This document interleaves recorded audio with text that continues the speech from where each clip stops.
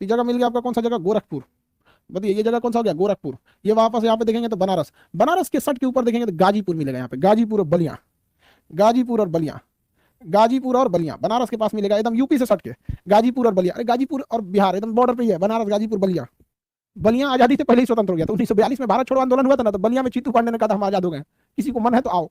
आजादी, भारत आजाद हुआ 47 में, झंडा लहरा दिया 42 में। बलिया को बागियों का शहर कहा जाता है, मंगल पांडे बलिया के ही थे, ड्यूटी कर रहे थे कहाँ पे, तो वो अपना बैरकपुर छावनी, लेकिन थे कहाँ के, बलिया के ही। बागी बलिया कहा जाता है, बागी बलिया। 1942 में भारत छोड़ो आंदोलन हुआ, इन्होंने भी, बलिया वालों ने भी कहा आंदोलन होगा यहाँ पे, मार मार अंग्रेजों को, भारत का तिरंगा लहरा दिया। अंग्रेज आए सब तो अंग्रेज का क्लर्क, सिपाही, चपरासी, कलेक्टर सबको मार के भागा, भाई यहाँ से कहीं का, आजादी में गुलाम बनाएंगे, भागो यहाँ से। समानांतर सरकार का गठन हो गया था बलिया में, बलिया में अंग्रेजों के नियम को उखाड़ फेंका गया आजादी से पहले ही।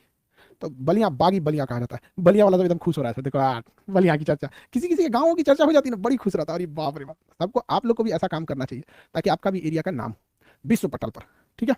वहां मिलेगा गाजीपुर, बलिया के पास मिल गया गाजीपुर, गाजीपुर।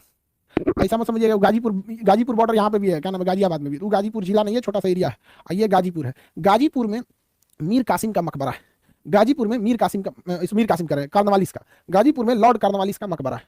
लॉर्ड कार्नवालिस वही जिसने अस्थाई बंदोबस्त लाया था, जिसे हम जमींदारी व्यवस्था कहते हैं। लॉर्ड कार्नवालिस वही जिसने क्या किया था, लॉर्ड कार्नवालिस वही जिसने हिंदू कोड अलग और मुस्लिम कोड अलग बनाया था, हिंदू कोड अलग और मुस्लिम कोड अलग बनाया था लॉर्ड कार्नवालिस ने, समझा कि नहीं।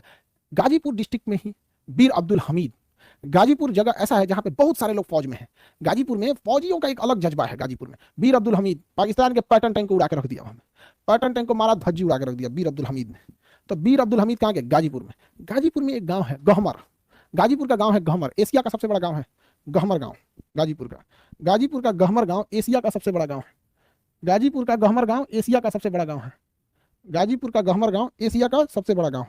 समझ में आ गया कि नहीं आ गया, एशिया का सबसे बड़ा गांव।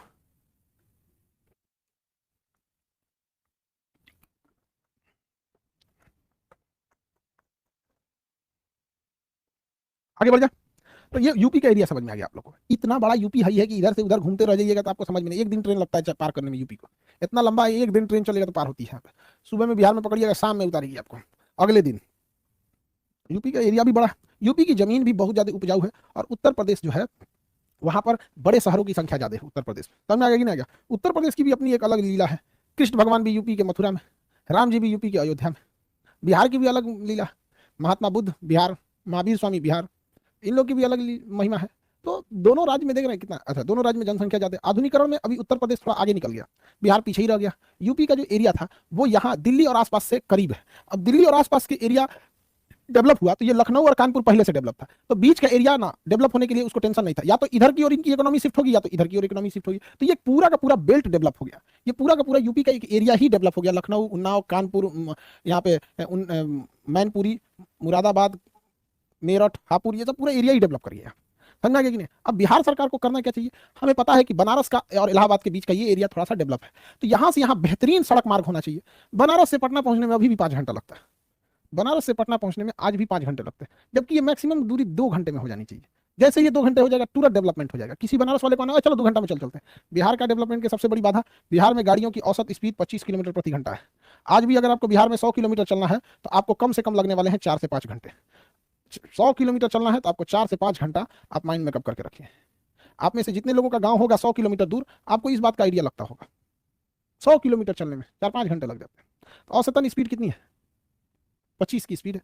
तो 25 की रफ्तार से जो राज्य आगे बढ़ेगा उस राज्य का क्या होगा। चलिए समझ में आ गया कि नहीं आ गया। हम